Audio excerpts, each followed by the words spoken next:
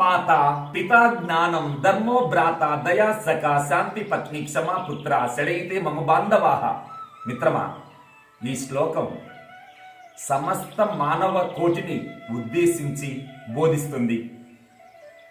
దేవతల దగ్గర పోటీలు, మతాల దగ్గర కొట్లాటలు, ఇలా బీభత్సంగా ప్రపంచం అల్లకల్లోలంగా నడుస్తుంది. ఈ ఒక్క శ్లోకం సమస్త జీవుల శోకాన్ని కొట్టి ఏట్లో తొక్కేస్తుంది. ఏమిటి? సత్యమే తల్లి, జ్ఞానమే తండ్రి, ధర్మం అన్న, దయా స్నేహితుడు, శాంతి భార్య, క్షమా పుత్ర.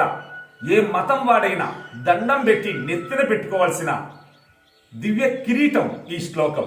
ఈ శ్లోకం భక్తితో నువ్వు పాటించు. మిత్రమా, మనకు బంధువులంటే ఆత్మ బంధువులు ఈ 6 మంది.